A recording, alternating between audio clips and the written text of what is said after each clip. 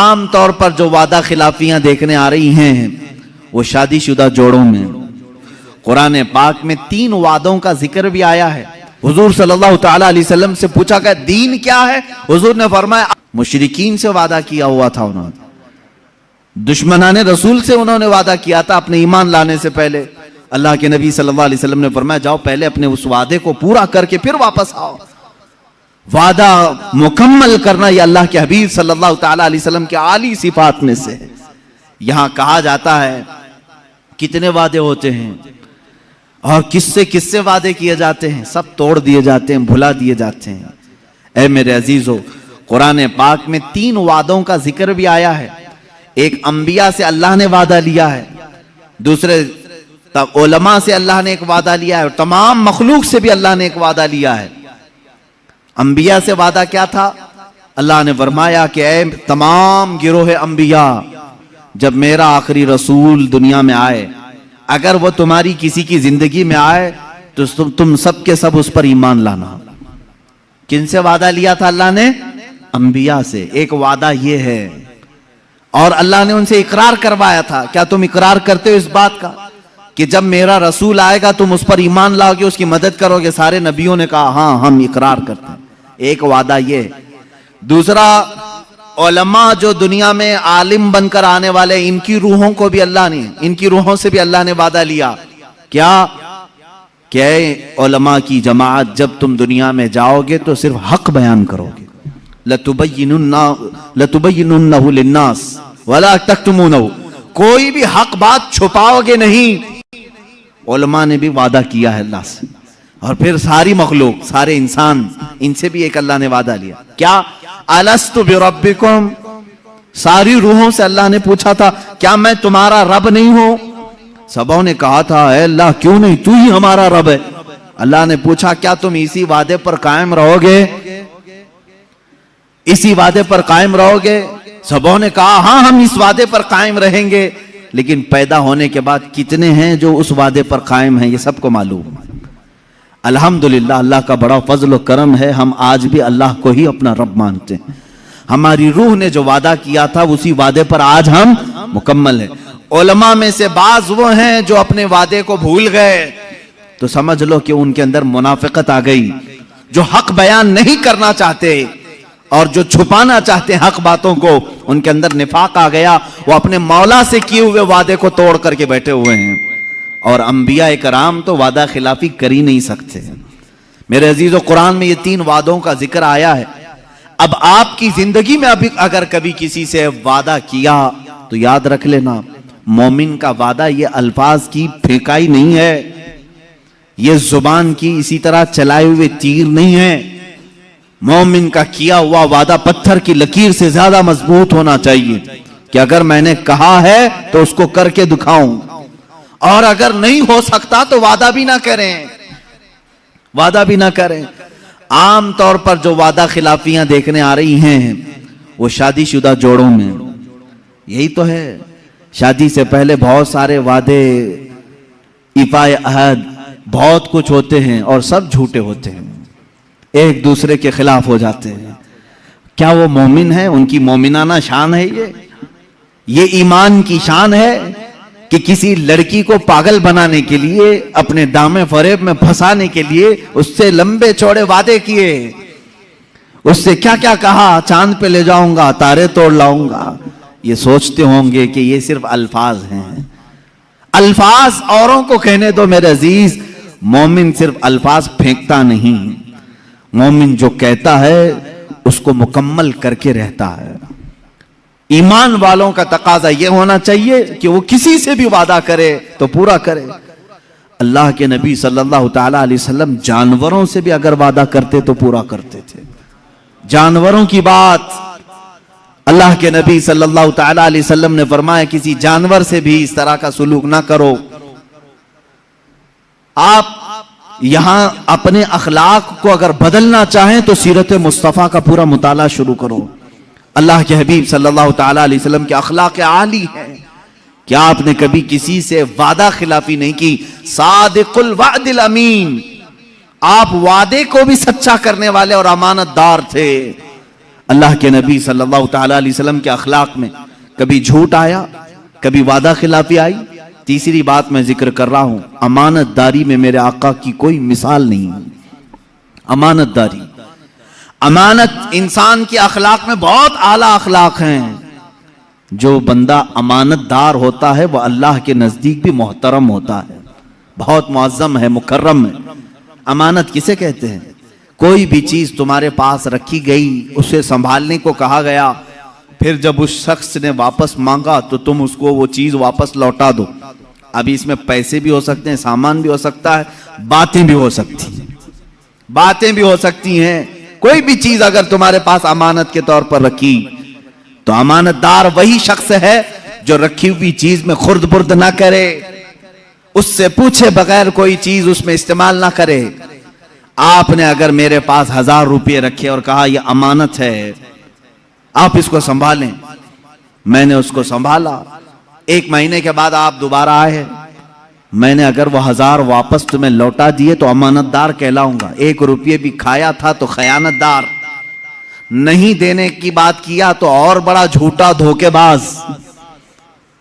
खयानतदार कम करने वाला और ना देने वाला, हड़प करके गसब करने वाला धोखेबाज, अल्लाह की बारगाह में उसका और बड़ा अज़ाब है।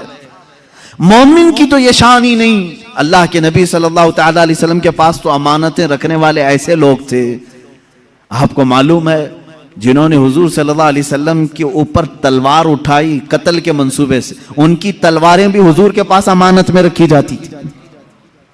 वो भी जो दुश्मनी में उरूज पर पहुंचे हुए थे, अपनी अमानतें हुजूर के पास ही रखते थे। उनको मालूम था दुनिया इधर से उधर हो जाएगी, मोहम्मद अमानत में खयानत कभी नहीं करते सल्लल्लाहु ताला। हुजूर के मुतालिक इतना यकीन था उन्हें, इसीलिए हिजरत की रात हुजूर सल्लल्लाहु अलैहि वसल्लम मौला अली करमल्लाहु वजहुल करीम को अपने बिस्तर पर सुलाकर यही तो फरमाते हैं, अली कल सुबह उठना, मेरे पास मक्का वालों की अमानतें हैं, ये फला फला को अमानत वापस करके तुम भी मदीने चले आना।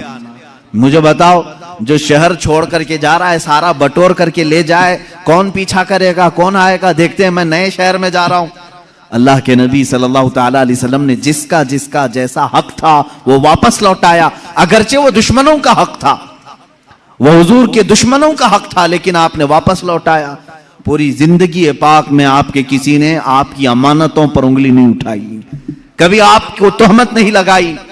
अजीज़ान गिरामी, मोमिन की भी आला शान होनी चाहिए, वो अमानतदार बने, अमानतदार बने। कोई चीज तुम्हारे पास रखी हुई हो उसे या तो लौटाओ या तो फिर उसकी सही हिफाजत करो। अमानत में खयानत करने वाले के मुतालिक भी हुजूर सल्लल्लाहु अलैहि वसल्लम फरमाते हैं वो मुनाफिक है। ईमान वाला अमानत में खयानत नहीं करता। अब अगर इसके मफहूम को मैं तवील करूं तो बहुत लंबा हो जाएगा। क्या चीज अमानत है? चलो मैंने आपके पास 100 रुपये दिए, आप 100 रुपये वापस लौटाएंगे तो आप अमानतदार, बात सही है। और अगर कम करके लौटाया तो खयानतदार। ये फार्मूला मालूम है? अब सुनो, अल्लाह रब्बुल इज्जत ने तुम्हें क्या क्या चीजें अमानत में दी। तुम्हारे हाथ ये अमानत हैं अल्लाह की, तुम्हारी आंखें अल्लाह की अमानत हैं, तुम्हारी जुबान ये अल्लाह की अमानत है, तुम्हारा जहन, तुम्हारा दिल ये अल्लाह की अमानत है। कुरान में अल्लाह ने फरमाया सुम्मा लतुसअलुन्ना यौमइदिन अनिन नईम, क़यामत के दिन फिर मैं अपनी हर नेमत के बारे में पूछूंगा। मैंने फला फला फला चीजें तुझे दी थी अमानत के तौर पर, वापस पलटा। अगर हमने सही सलामत अल्लाह तक की अमानतें लौटाई तो अमानतदार हैं, वरना खयानतदारों में उठाए जाएंगे। मुझे बताओ मेरे अजीजों, क्या हम खयानत के इर्तिकाब में नहीं हैं? आज हमारी आंखों का वही इस्तेमाल हो रहा है जो मौला चाह रहा है? क्या हमारी उंगलियां, हमारे हाथ, हमारे पैर महफूज हैं? अल्लाह ने जिस मकसद के लिए इनको पैदा किया उसी मकसद पर हमने इनको लगाया है। तो अगर हमने गलत इस्तेमाल करना शुरू किया है तो अल्लाह की अमानतों में खयानत हो रही है। क़यामत के दिन खयानत करने वालों में हशर हो सकता है। हाँ, लेकिन अल्लाह रब्बुल इज्जत अफू व गफूर व करीम व रऊफ व रहीम है। वो चाहे तो तुम्हारी खयानतों को माफ करेगा, माफ करेगा। फिर से अल्लाह तबारक व तआला तुम्हें पाक व साफ करके उठाएगा। तौबा कर लो, अब तक अगर खयानत की थी अपने हाथों से, अपने आंखों से या अपनी जुबान से, तौबा कर लो, बाज आ जाओ। ये कहो, ऐ बारे इलाहा, तेरी दी हुई आंखें मैंने गलत जगह इस्तेमाल की, तेरी दी हुई जुबान से मैंने गलाजतें निकाली। ऐ रब्बे जुल जलाल, तूने कुरान पढ़ने के लिए मुझे जुबान दी थी। कुरान में कहा था वक़ूलू लिन्नासि हुस्ना, लोगों से अच्छी अच्छी बातें करो, लेकिन जुबान खुलती थी तो गाली गलोच भी आई, झूठ भी आया, गीबत भी आई, चुगली भी आई, गाने बजाने भी आए। ये तमाम चीजों से अपनी जुबान को गलीज कर लिया, अमानत में खयानत हो गई। लेकिन याद रखो, जब किसी बंदे को ये एहसास हो जाए कि मैंने अल्लाह की अमानतों में खयानत किया है, तो फौरन पलट आए अल्लाह की वारगाह में। इसलिए कि रब ताला फरमाता है, अब भी हमारा दरे रहमत खुला है, तुम्हारी खयानतों को अल्लाह माफ करेगा, अल्लाह माफ फरमाएगा। अजीज़ान गिरामी वक़ार, रसूल करीम सल्लल्लाहु तआला अलैहि वसल्लम के अखलाक में झूठ कभी नहीं आया, वादा खिलाफी कभी नहीं आई, अमानत में खयानत कभी नहीं आई। ये तो वो चीजें हैं जो मुनाफिकत पैदा करती हैं। हुजूर अकरम की जिंदगी पाक में कभी ये चीजें नहीं आई। अब जरा अल्लाह के हबीब सल्लल्लाहु तआला अलैहि वसल्लम के मुआशरती अखलाक में बताऊं। मुआशरती अखलाक का मतलब क्या है कि एक सोसाइटी में रहने के लिए कौन से अखलाक की जरूरत है, कैसी आदतें होनी चाहिए आपके अंदर सोसाइटी में रहें। देखिए, अखलाक एक बहुत बड़ा टॉपिक है, और इस पर अगर मुसलमान पूरा नहीं उतरा तो मैं समझता हूं कि वो इस्लाम में पूरा आया ही नहीं। हुजूर सल्लल्लाहु तआला अलैहि वसल्लम से पूछा गया दीन क्या है, हुजूर ने फरमाया अखलाक। फिर पूछा गया दीन क्या है, हुजूर ने फरमाया अखलाक। फिर पूछा गया दीन क्या है, फरमाया अखलाक। अच्छी आदतों का नाम दीन है। और फिर एक हदीस पाक में है, अद्दीनुन नसीहा, दीन खैर खाही करने का नाम है, अच्छा सोचने का नाम है। किसके बारे में अच्छा सोचें? लिल्लाही वली रसूलिही वलिल मुमिनीना आम्मा। हुजूर फरमाते हैं अल्लाह के बारे में हमेशा अच्छा सोचो, रसूल के बारे में हमेशा अच्छा सोचो, और तमाम मोमिनीन के बारे में हमेशा अच्छा सोचो। यही पूरा दीन है, यही पूरा दीन है। मेरा अल्लाह करीम है, रहीम है, गफूर है, सत्तार है, जब्बार है, मैंने उसके मुतालिक हमेशा अच्छा सोचा, ये दीन है। रसूल के बारे में अच्छा सोचो, li रसूल ही, मेरे रसूल आला अखलाक वाले हैं, मोहब्बतों के पैकर हैं। रसूल करीम जूदो सखा के हामिल हैं। रसूल करीम सल्लल्लाहु तआला अलैहि वसल्लम दुनिया के सबसे अशरफ, आला, अकमल इंसान हैं, अजमल इंसान। मैंने अच्छा सोचा हुजूर के मुतालिक, ये दीन है। और फिर रही बात मोमिनीन के लिए भी हुजूर ने फरमाया अच्छा सोचो, वलिल मुमिनीना आम्मा, तमाम मोमिनों के बारे में खैर खाई करो। यह अखलाक है और यही दीन है। अब हुजूर अकरम सल्लल्लाहु तआला अलैहि वसल्लम से पूछा गया ईमान, ईमान का एक हिस्सा हुजूर से पूछा गया, ईमान क्या है? हुजूर ने 70 शाखें बयान फरमाई हैं ईमान की। ईमान के कितने शाखें हैं? 70 शाखें हैं, 70 डिपार्टमेंट हैं। हुजूर पाक सल्लल्लाहु तआला अलैहि वसल्लम ने उसमें से एक बयान ये फरमाया, अल मुस्लिमु मन सलिमल मुस्लिमून मिन लिसानिही व यदिही। मुसलमान तो वो है जिसके हाथ से और जिसकी जुबान से दूसरे मुसलमान महफूज हो, जिसके हाथ से और जिसकी जुबान से दूसरे मुसलमान महफूज हो, वो इस्लाम के आला अखलाक पर है। ईमान का एक हिस्सा ये है, हुजूर पाक सल्लल्लाहु अलैहि वसल्लम फरमाते हैं अन तुहिब्बु लिअखीही मा युहिब्बु लिनफ्सिही, मा तुहिब्बु लिनफ्सी, तुम अपने भाई के लिए वही चीज पसंद करो जो अपने लिए पसंद करते हो। यह अखलाक है। यही ईमान वालों के साथ, मोमिनीन के साथ खैर खाही करने का मामला है, मतलब है। और अल्लाह के हबीब सल्लल्लाहु तआला अलैहि वसल्लम ने सिर्फ बयान नहीं किया बल्कि करके दिखाया है हमेशा। अल्लाह के रसूल सल्लल्लाहु तआला अलैहि वसल्लम जो अपने लिए पसंद फरमाते थे वही सारे सहाबा के लिए भी पसंद करते थे। गुरूर, तकब्बुर, नखुवत, घमंड, इन तमाम चीजों से मेरे आका सल्लल्लाहु तआला अलैहि वसल्लम बहुत दूर थे। कभी आपने किब्र नहीं फरमाया। खुद फरमाते हैं मैं सैयदुल अव्वलीन हूं, सैयदुल आखिरीन हूं, वला फख्र, लेकिन मैं इस पर घमंड नहीं करता। हुजूर पाक सल्लल्लाहु तआला अलैहि वसल्लम फरमाते हैं अना सय्यदु वुल्दी आदम वला फख्र, मैं आदम की सारी औलाद का सरदार हूं, लेकिन इस बात पर घमंड नहीं करता। अल्लाह के हबीब सल्लल्लाहु अलैहि वसल्लम फरमाते, मैं इस पर तकब्बुर नहीं करता, बड़ाई नहीं मारता। अल्लाह के रसूल सल्लल्लाहु ताला अलैहि वसल्लम ने मुआशरती अखलाक जो बयान किए हैं वो आज जरूर सुनो और दूसरों तक पहुंचाओ। सोसाइटी में रहने के लिए कौन से अखलाक चाहिए? आप एक मुआशरे में रह रहे हैं, एक मोहल्ले में रह रहे हैं, आपके अखलाक कैसे रहें? रसूल करीम सल्लल्लाहु ताला अलैहि वसल्लम की तालीमात जब पढ़ो, अल्लाह अल्लाह, मेरे आका फरमाते हैं मेरी उम्मत में से वो ईमान वाला है ही नहीं कि रात को खाना पेट भरकर खा के सोया हो और उसका पड़ोसी भूखा सो रहा हो।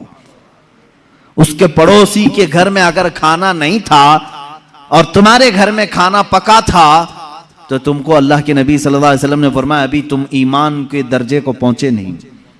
यह है मुआशरती अखलाक, सोसाइटी के अखलाक कि जिस जगह तुम रह रहे हो अपने साथ दूसरों की फिक्र रखना। मैं खा रहा हूं तो मेरे बगल वाले का क्या हाल है, अगर वो लोग भी अच्छे हैं तो तुम भी अच्छे खाओ। आपके घर के अगल बगल पड़ोस में सारे लोग अच्छी चीजें खा रहे हैं तो तुम भी खाओ।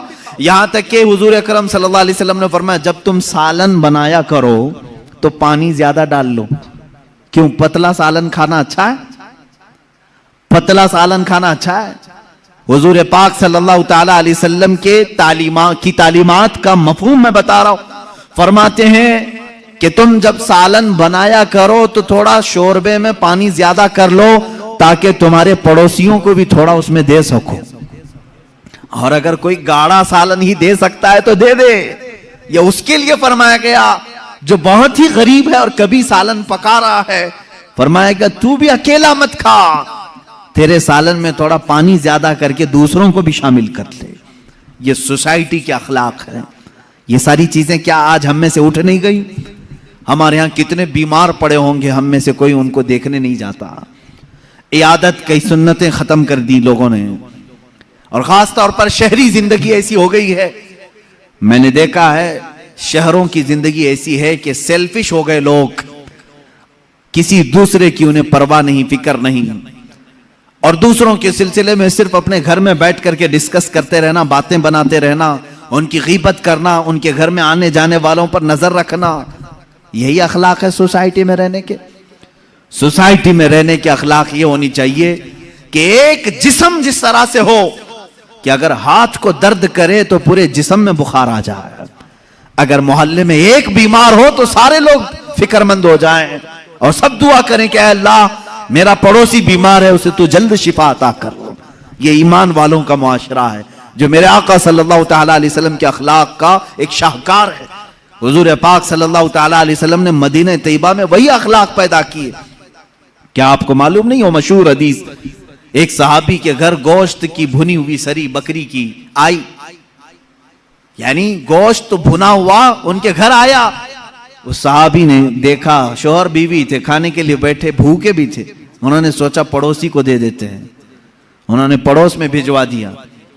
पड़ोस के घर गोश्त आया, उन्होंने देखा खाने के लिए लजीज है, भूख भी लगी है, कहा मेरे अपने पड़ोसी को दे देता हूं।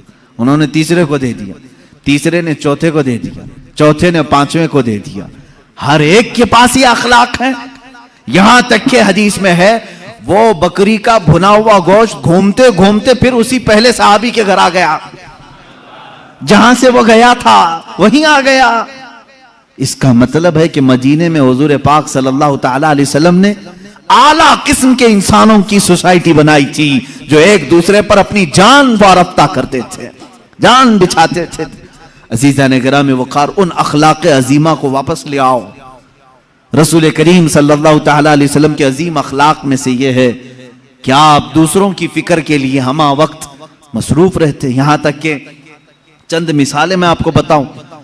हुजूर पाक सल्लल्लाहु ताला अलैहि वसल्लम से एक सहाबी आए और उन्होंने पूछा, आका मैं आपको कहां ढूंढूं, कहां ढूंढूं? वो ढूंढ ढूंढ करके आए थे मदीने में, और एक जगह हुजूर पाक सल्लल्लाहु अलैहि वसल्लम से मुलाकात हो गई। हुजूर ने देखा उनको, मुस्कुराया। जवाब क्या फरमाया? मस्जिद नबवी की चौखट में, मेरे घर के दरवाजे के बाहर नहीं। फरमाते हैं उबगूनी फी दुआफाइकुम, फरमाते हैं तुम मुझे अपने कमजोर और गरीब लोगों में ढूंढो। जो मुआशरे के गरीब लोग हैं, जो कमजोर हैं, वहां जाओ, मोहम्मद तुम्हें मिल जाएगा। ये मेरे आका सल्लल्लाहु अलैहि वसल्लम ने फरमाया, उबगूनी फी दुअफाइकुम, मुझे ढूंढो अपने गरीबों में, अपने फकीरों में। अल्लाह के नबी सल्लल्लाहु तआला अलैहि वसल्लम की अखलाक करीमा थे, आला अखलाक थे कि लोगों की मिजाज पुरसी करना और छोटे लोगों के साथ भी वक्त बिताना। यहां तक कि अदी बिन हातिम, एक बहुत बड़े शख्स का नाम मैं बता रहा हूं, हातिम ताई का नाम कौन नहीं सुना होगा? दुनिया का एक मशहूर सखी आदमी हातिम ताई, जो इतना बांटता था लोगों को कि कभी उसने ना नहीं कहा। मशहूर है कि उसके 7 दरवाजे थे महल के, एक दरवाजे से कोई आता उसको इतना दिया जाता, फिर दूसरे दरवाजे पर आता तो उतना और दिया जाता, तीसरे दरवाजे पर आता तो उतना और दिया जाता। 7 दरवाजों पर अगर कोई एक मांगने वाला आता तो 7 दरवाजों से हातिम ताई देता था। हुजूर पाक सल्लल्लाहु तआला अलैहि वसल्लम के जमाने से थोड़ा सा पहला जमाना है हातिम ताई का। हातिम ताई का वो बड़ा सखी इंसान था। हुजूर पाक सल्लल्लाहु तआला अलैहि वसल्लम के बाद फरामीन में उसकी तारीफ भी मिलती है। हातिम ताई बड़ा सखी आदमी था, लेकिन मेरे आका से ज्यादा सखी नहीं है, यह बात तो तयशुदा है। अच्छा, एक सवाल किसी ने यह भी किया है कि हातिम ताई के तो 7 दरवाजे थे, 7 दरवाजे थे, हर दरवाजे पर उतना उतना दिया जाता था। मोहम्मद अरबी सल्लल्लाहु अलैहि वसल्लम का एक ही दरवाजा था, ये बड़े सखी कि वो बड़े सखी। हातिम ताई बड़ा सखी है, 7 दरवाजे बांटने के लिए रखता। एक आशिक रसूल ने जवाब दिया, मियां साइल को, फकीर को दूसरे दरवाजे की हाजत उस वक्त होती है जब पहले दरवाजे से पेट भरकर नहीं मिलता। यहां तो इतना दिया जाता है कि दूसरे दरवाजे की हाजत ही नहीं।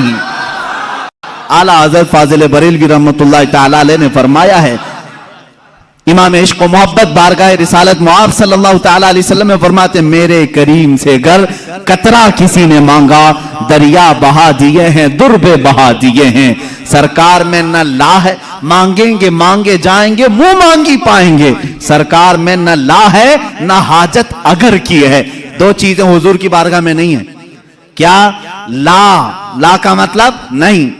आया कुछ मांगने के लिए, हुजूर ने कहा नहीं चल ये नहीं दूंगा।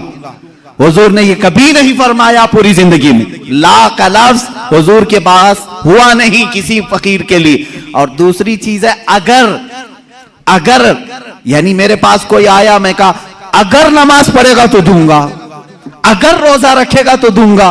हुजूर ने कभी किसी को बांटा है तो अगर पे भी नहीं दिया, अगर तो अच्छा बनेगा तो दूंगा, नहीं।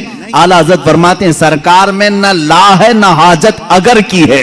वाह क्या जूदो करम है शहे बता तेरा, नहीं सुनता ही नहीं मांगने वाला तेरा। उस हातिम ताई के बेटे की बात कर रहा हूं, अदी बिन हातिम। अदी नाम था, अदी। ये एक जंग में हुजूर पाक सल्लल्लाहु तआला अलैहि वसल्लम के सहाबा के मध्य मुकाबिल आया, और अदी की बहन भी थी। बहन गिरफ्तार होकर के आ गई। अदी भाग करके मुल्क शाम चले गए।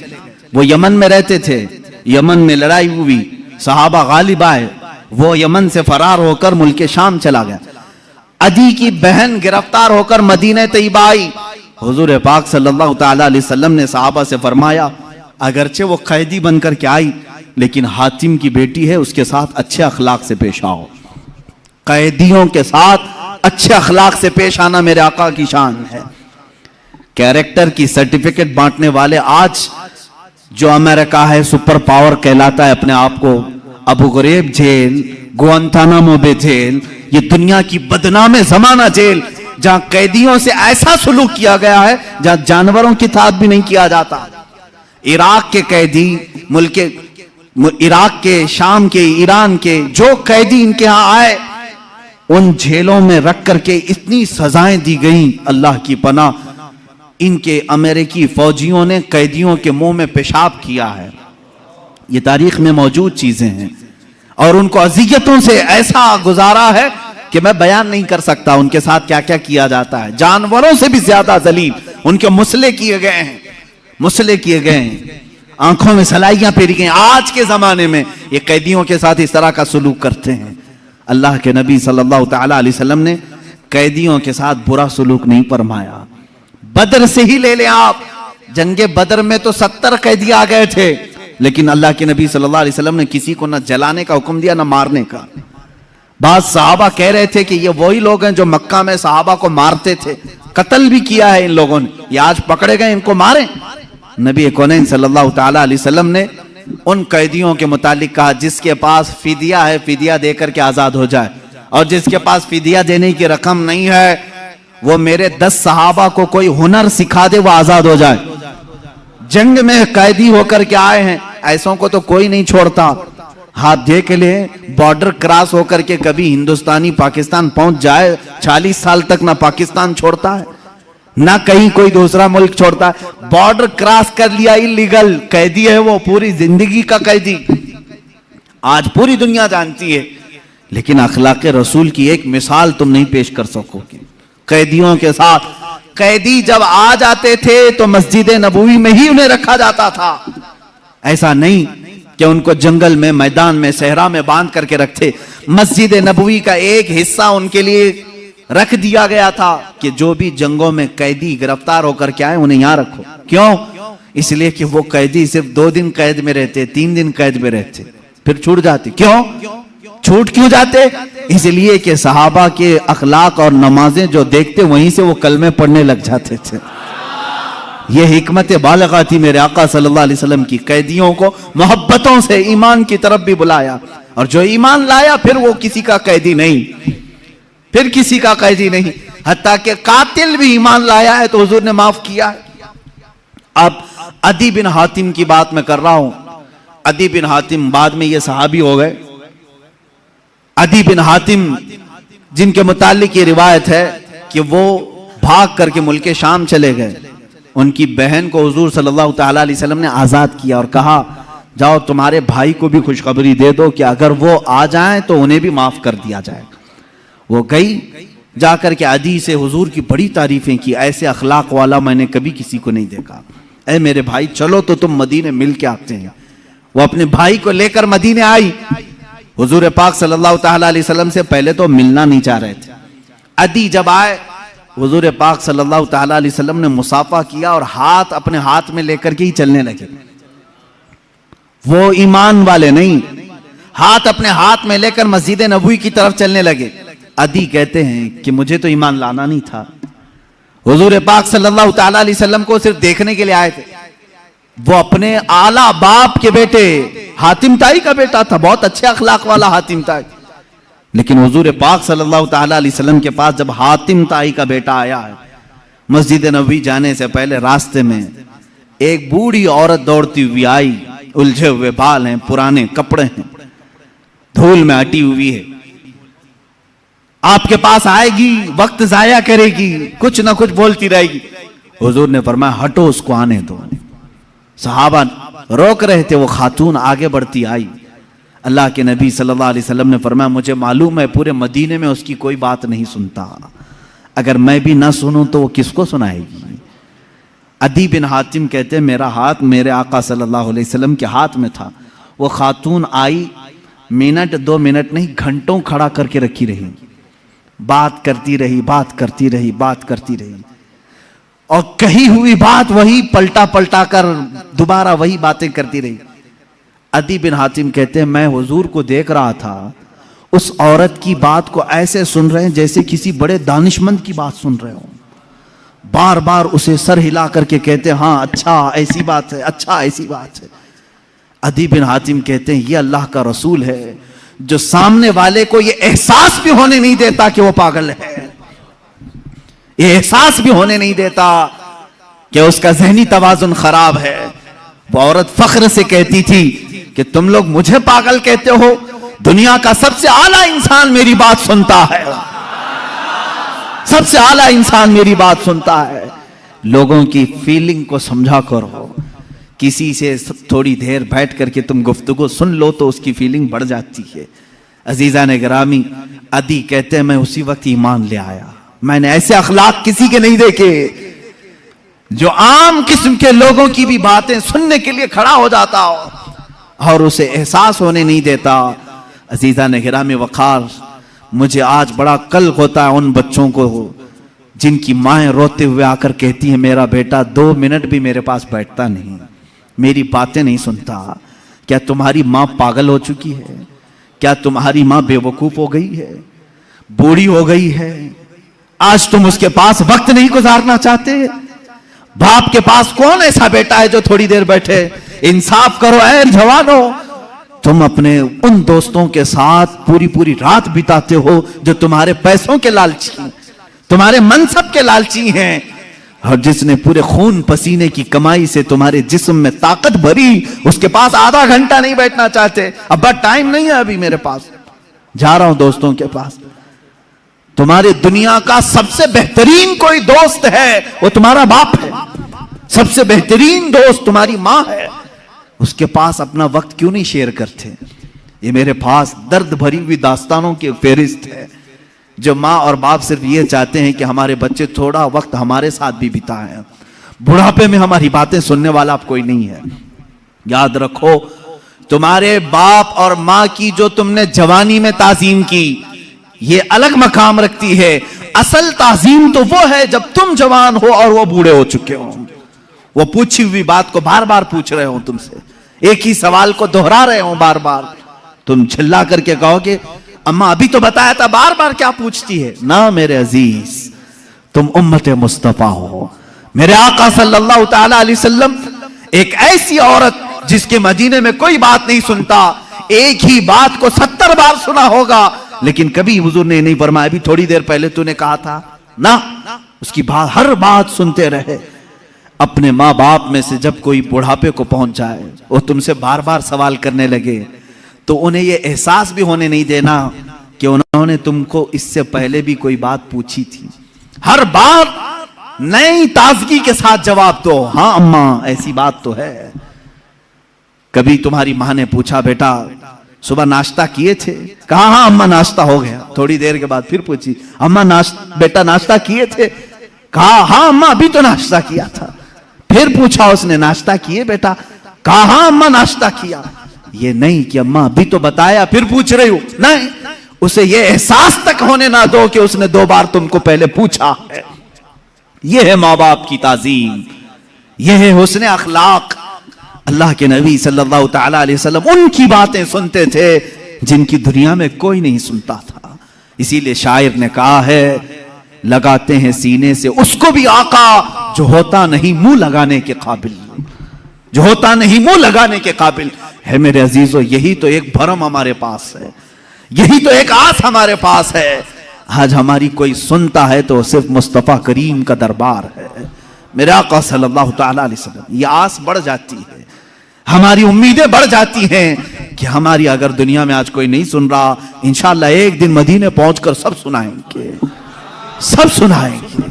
मेरे आका सल्लल्लाहु ताला अलैहि वसल्लम धुतकारेंगे भी नहीं, इनकारेंगे भी नहीं, सुनेंगे पूरी बातें।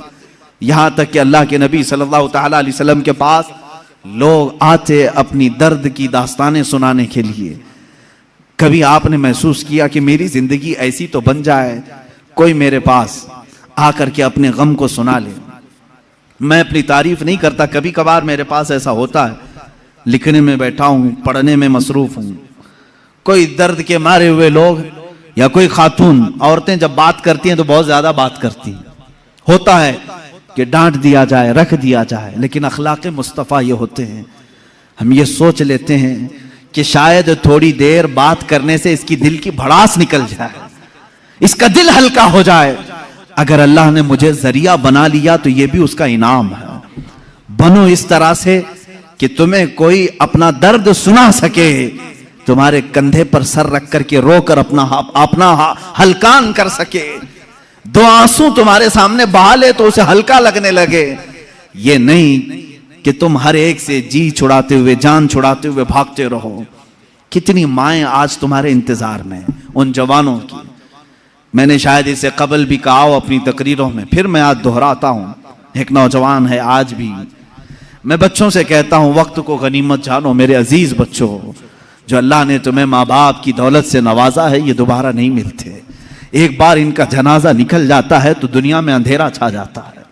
फिर दोबारा बाप की जैसी कोई छत भी नहीं मिलती और मां के जैसा कोई साया भी नहीं मिलता। ये याद रखना हमेशा।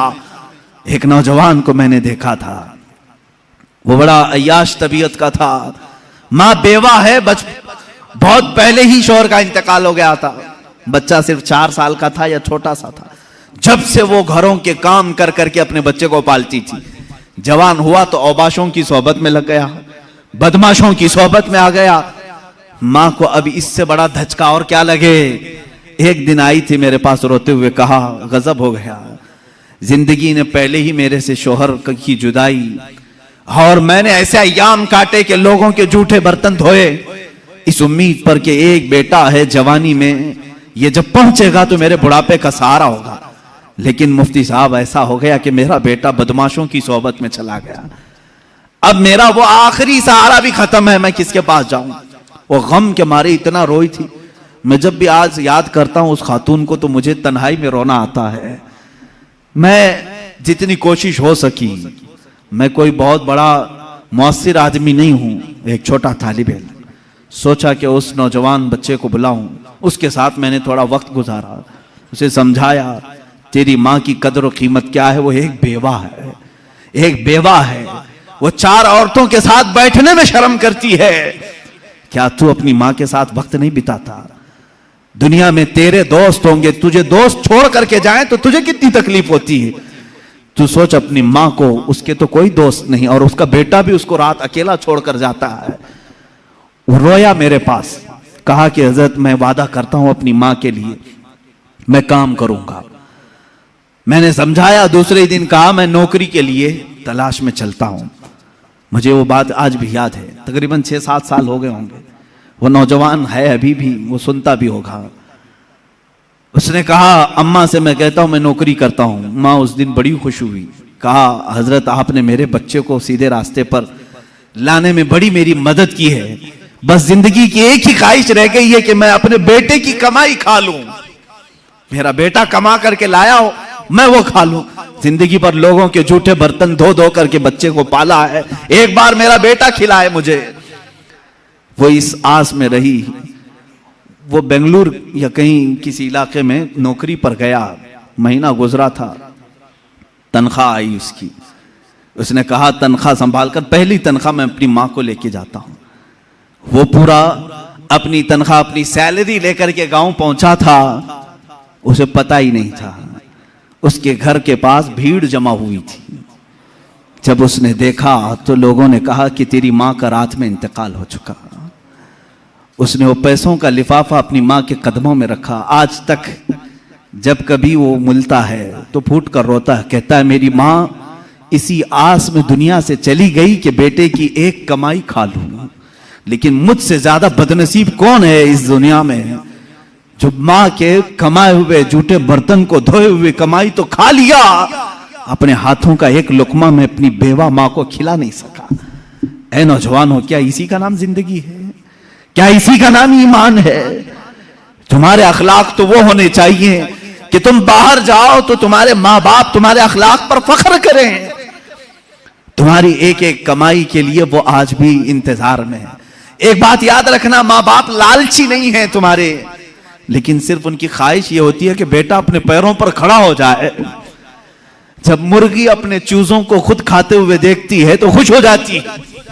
पहले चोंच से दाने तोड़ तोड़ के खिलाती रहती है, लेकिन जब बच्चे खाने के लायक हो जाते हैं तो खुश होती है।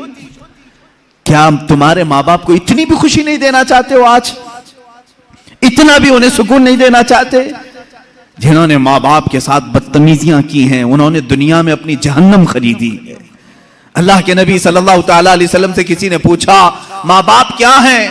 हुजूर ने फरमाया वो तेरी जन्नत भी है, तेरी दोज़ख भी है। वो तेरी जन्नत भी है, तेरी दोज़ख भी है।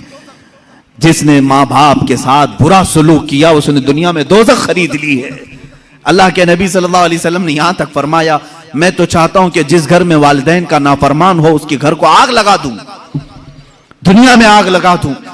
यह बात यहां से निकली थी कि तुम उम्मत मुस्तफा हो। मेरे अखलाक, मेरे आका के अखलाक तो ये थे। आम खातून जो दुनिया की है, मदीने की गलियों में बूढ़ी औरत है, फटे कपड़े हैं, उलझे बाल हैं, उसकी बात सुनने के लिए पूरे कायनात का आका खड़ा हो सकता है। तो है मेरे अजीज, तुम अपनी मां के लिए थोड़ा सा वक्त नहीं निकाल सकते? अपनी माओं के पास वक्त गुजारो। मैं समझता हूं दुनिया का अजीम वक्त है, दुनिया का अजीम वक्त है। मैं भी आज अपनी डायरी में मैंने लिखा है, मैंने बहुत सारी जगहों पर तालीम हासिल की है, मदरसों में पढ़ा हूं, हिफ्ज़ कुरान हुआ है, आलिम पढ़े हैं या मुफ्ती कोर्स किए हैं, जहां जहां वक्त गुजारे हैं। लेकिन मैंने महसूस किया है मेरी जिंदगी का सबसे कीमती वक्त वो है जब मेरे बाप बीमार थे और मैं उनके कदमों में बैठा रहा हूं, उनकी आखिरी नसीहतें सुन रहा हूं। उससे बेहतर वक्त हमारी जिंदगी में नहीं आया। एक मेरे उस्ताद गिरामी, मुर्शिद गिरामी के पास गुजारा हुआ वक्त, वो मेरी जिंदगी का लुब्बे लुबाब है, हासिल कलाम है। मैं समझता हूं मेरी नजात का कोई जरिया है तो यही दो वक्त है। बाकी तो मैंने भी दुनिया में कोई अच्छा काम नहीं किया। लेकिन मेरे अजीजों, याद रखो, तुम्हारे पास, तुम्हारे वालिदैन के पास गुजारा हुआ थोड़ा वक्त तो होनी चाहिए। खुश करो उन औलाद, उन वालिदैन को। और ये भी याद रखना, आज वो तुम्हारे वालिदैन हैं, कल तुम किसी और के वालिदैन बनने वाले हो। कल तुम भी बाप बनोगे, तुम्हारे सामने भी तुम्हारे बच्चे आएंगे और तुम उस वक्त दर्द की सिसकियां लेते रहोगे। सोचोगे मेरा बेटा जवाब दे रहा है, कितना बुरा लग रहा है। उस वक्त एहसास होगा जब मैंने मां को ताना मारा था तो मेरी मां का कलेजा क्या हुआ होगा। आज मेरा बेटा मुझे उल्टा जवाब देता है तो मैं टूट जाता हूं। मैंने तो बाप को इससे भी सख्त जुमले कहे थे, मेरा बाप कितना टूटा होगा। उस दिन तुम्हें एहसास होगा, उस दिन तुम्हें ख्याल आएगा। इसलिए अपने इन अखलाक आली को आज अपनी जिंदगी में ले आओ। मेरे आका सल्लल्लाहु तआला अलैहि वसल्लम के अखलाक करीमाना पर गुफ्तगू करनी थी, मगर मैं बीच में यहां पर थोड़ी सी गुफ्तगू के लिए रुक गया। बहरहाल अल्लाह के हबीब सल्लल्लाहु तआला अलैहि वसल्लम के अखलाक करीमाना ये कि कमजोरों में आपने जिंदगी गुजारी, हर कमजोर की बात सुनते रहे। एक सहाबी हैं ज़ाहिर बिन हराम अशजई रज़ियल्लाहु तआला, निहायत गरीब सहाबी थे, गांव के रहने वाले थे और सब्जियां जमा करके मदीने में बेचने के लिए आते थे। सब्जियां लेकर, ताजी ताजी सब्जियां लेकर के मदीने में आते, और उनकी आदत थी हर पहली सब्जी हुजूर के पास लेके आते थे, हुजूर की बारगाह में पेश करते। अल्लाह के नबी सल्लल्लाहु अलैहि वसल्लम ने अपनी हदीस में उनका मकाम बयान किया। एक गांव से आने वाले साहबी, देहात के रहने वाले, हुजूर ने फरमाया, ऐ लोगों, दुनिया में जितने इंसान हैं, हर शहर में रहने वाले आदमी का एक गांव वाला कोई ना कोई दोस्त होता है और हर गांव वाले का एक शहरी दोस्त होता है। हुजूर फरमाते हैं मोहम्मद का देहाती दोस्त ज़ाहिर बिन हराम है। हुजूर सल्लल्लाहु अलैहि वसल्लम ने उनसे कहा, ये मेरा देहाती साथी है, मेरा गांव वाला दोस्त है, दुनिया में ये मकाम किसी और को मिला ही नहीं। ज़ाहिर बिन हराम, उनके साथ हुजूर ने क्या मामला फरमाया। एक दिन वो सब्जियां बेच रहे थे और वो काले कलर के थे, कपड़े पुराने पहने हुए आते थे। लोग, जाहिर सी बात है, सब्जियां बेचने वाले, काम काज करने वाले, खेती बाड़ी का काम करने वाले लोग सब्जियां लेकर के दूर से ही चले जाते हैं। एक दिन बाजार में खुद मेरे आका सल्लल्लाहु अलैहि वसल्लम तशरीफ लाए और वो आवाज दे रहे थे, कोई है सब्जी लेगा, ताजी ताजी सब्जी, ताजी ताजी सब्जी। हुजूर पाक सल्लल्लाहु अलैहि वसल्लम पीछे से आए और उनकी पेशानी पर, उनकी आंखों पर अपना हाथ रख दिया, उनकी आंखों पर हाथ रख दिया और फिर उसके बाद खामोश खड़े रहे। वो सहाबी ने देखा, खुशबू से महसूस कर लिया, ये कायनात का अफजल व आला अशरफ व अकमल इंसान मेरे से पीछे है। अपनी पीठ को हुजूर के सीने से मलने लगे, अपना जिस्म हुजूर से लगाने लगे। हुजूर पाक ने मुस्कुराया और फिर बाजार वाले देखते रहे। बाजार वालों को हुजूर ने फरमाया, ऐ लोगों, कोई मुझसे इस गुलाम को खरीदेगा, कोई खरीदेगा। जबकि वो हुजूर के गुलाम नहीं थे। हुजूर पाक सल्लल्लाहु अलैहि वसल्लम ने जब ये एजाज के साथ उन्हें नवाजा तो उन्होंने कहा, या रसूल अल्लाह सल्लल्लाहु अलैहि वसल्लम, मुझ जैसे की भी कोई कीमत है, मुझे कौन खरीदेगा। काला कलोटा हूं, फटे लिबास में रहता हूं, खेती बाड़ी का काम करता हूं। अल्लाह के नबी सल्लल्लाहु अलैहि वसल्लम ने फरमाया, ऐ ज़ाहिर बिन हराम, आज के बाजार में सब्जी तो बेचने आ रहा है, मगर आज मोहम्मद अरबी सल्लल्लाहु अलैहि वसल्लम ज़ाहिर को बेच रहा है और खरीदार कोई नहीं, अल्लाह रब्बुल इज्जत है। तेरी इज्जत अल्लाह की बारगाह में। एक फकीर, एक मजदूर के साथ ये अखलाक किसके हैं? रसूल पाक सल्लल्लाहु अलैहि वसल्लम के। आप मजदूरों से दूर हटते हो, ये इसका स्टेटस अलग है, मेरा स्टेटस अलग है। यहां तक कि अल्लाह के नबी सल्लल्लाहु अलैहि वसल्लम से एक सहाबी कहते हैं, मैं गया, छोटा मकान था, मैंने दावत दे दी कि हुजूर आ जाएं। हुजूर पाक सल्लल्लाहु ताला अलैहि वसल्लम तशरीफ लेकर आ गए। मेरे घर में उस दिन कुछ नहीं था, मैंने तो सोचा था आते हैं कि नहीं आते मालूम नहीं। जौ की रोटी, सत्तू और शहद, बस इस पर हुजूर की दावत की। और हुजूर जाते हुए कहते हैं, बहुत अजीम खाना मेरा आज हुआ है। घर वाले का दिल रखा, गरीब सहाबी का, कहते हैं बहुत अजीम खाना तुमने हमें खिलाया, पुरतकल्लुफ खाना था। ये रसूल करीम सल्लल्लाहु ताला अलैहि वसल्लम के अखलाक करीमाना है। आज अगर कोई किसी कंपनी का मालिक है, किसी फैक्ट्री का मालिक है, वो मजदूरों के साथ हुस्न सुलूक करे, अच्छे अखलाक के साथ बर्ताव करे। यहां तक कि अल्लाह के नबी सल्लल्लाहु ताला अलैहि वसल्लम के आखिरी कलमात जो आपकी वफात के वक्त थे वो यही थे, ऐ लोगों नमाज का ख्याल करो और अपने मजदूरों का ख्याल करो। गुलामों के मुतालिक हुजूर ने फरमाया जो तुम पहनते हो उन्हें पहनाओ, जो तुम खाते हो उन्हें खिलाओ। इसीलिए मेरे उस्ताद हमेशा बड़े मुशफिक उस्ताद थे। जब वो खाने के लिए बैठते थे तो अपने दस्तरखान पर हमको भी शामिल करते थे और कहते हम डर करके दूर हटते तो कहते ये अखलाक मुस्तफ़ा है, आका और गुलाम एक दस्तरखान पर बैठे हैं, उस्ताद और शागिर्द एक दस्तरखान पर बैठे हैं, इसमें कोई तकल्लुफ नहीं। मेरा दस्तरखान अलग होना चाहिए, शागिर्दों का अलग होना चाहिए, हमारा स्टेटस अलग है, वो मजदूरों का अलग होना चाहिए, सब एक साथ बैठे। ये उम्मत मुस्तफ़ा के अखलाक हैं। रसूल करीम सल्लल्लाहु ताला अलैहि वसल्लम के अखलाक के करीमाना में से एक बात ये भी थी कि आप अपने रिश्तेदारों का भी उतना ही ख्याल फरमाते थे और दूसरों का भी। यहां तक कि एक मर्तबा हुजूर सल्लल्लाहु ताला अलैहि वसल्लम की बारगाह में एक खातून आई, सहाबा बैठे हुए थे, हुजूर खड़े हो गए, अपनी चादर निकाली और जमीन पर बिछाया। वो खातून आई, बैठी, हुजूर पाक सल्लल्लाहु ताला अलैहि वसल्लम दो जानू होकर उनके पास बैठे उस खातून के और सुनते रहे बातें। यहां तक कि बहुत देर के बाद वो खातून उठी, हुजूर ने बहुत सारी बकरियां उस खातून को तोहफे में दी, वो जाने लगी। सहाबा ने कहा, या रसूल अल्लाह सल्लल्लाहु अलैहि वसल्लम, इतनी ताजीम किसी औरत की हमने नहीं देखी। हुजूर पाक सल्लल्लाहु अलैहि वसल्लम ने फरमाया, मेरे साहबा, वो मुझे दूध पिलाने वाली माँ हलीमा सादिया थी, मुझे उसने 2 साल दूध पिलाए हैं। जो सिर्फ रजाई माँ है उसका अदब मेरे आका इस कदर फरमाते थे। अपनी चादर पाक बिछाई और उनके सामने दो जानू होकर बैठे रहे। यहाँ पैदा की हुई माँ के साथ बुरा सलूक किया जाता है। एक बार हजरत शैमा आई, हुजूर सल्लल्लाहु अलैहि वसल्लम की दूध शरीक बहन, हजरत हलीमा सादिया की बेटी। रसूल करीम सल्लल्लाहु ताला अलैहि वसल्लम ने उनके लिए इतना एजाज किया कि उनकी दावत फरमाई, उनको तोहफे दिए, हदिये दिए और इज्जत के साथ उन्हें रुखसत किया। हजरत शैमा अपने कबीले में आई बहुत सारा माल लेकर के। लोगों ने पूछा, कहां से आई शैमा, पहली बार तेरे पास, इतनी बरकत देख रही हैं। शैमा ने कहा, बरकत वाले मेरे बड़े भाई के पास से आ रही हूं। वो रजाई भाई थे रसूल करीम सल्लल्लाहु अलैहि वसल्लम के। क्या हम भी अपनी बहनों का ऐसा अदब करते हैं? वो हुजूर की सगी बहन नहीं थी, दूध शरीक बहन थी। तुम्हारे घरों में बहनें आए तो अच्छा खाना खिलाओ, अच्छा पकाओ, उन्हें इज्जत के साथ रुखसत करो।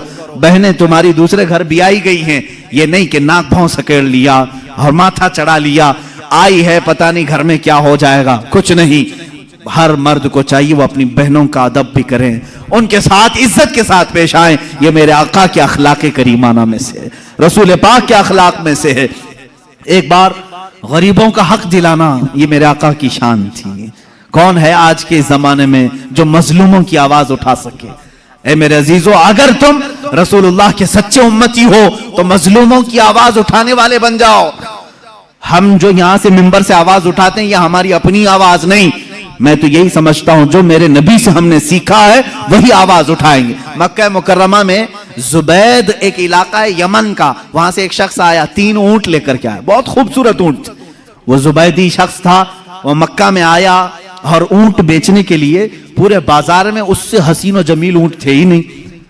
अब उसने कीमत लगाई, महंगे भी थे। उसका इरादा यह था कि अच्छी कीमत लेकर के वापस जाऊंगा, लेकिन मक्का में अबू जहल की दादागिरी भी चलती थी, गुंडागर्दी थी। वो गुंडा था मक्के का और उसकी बात पर लोग डरते भी थे।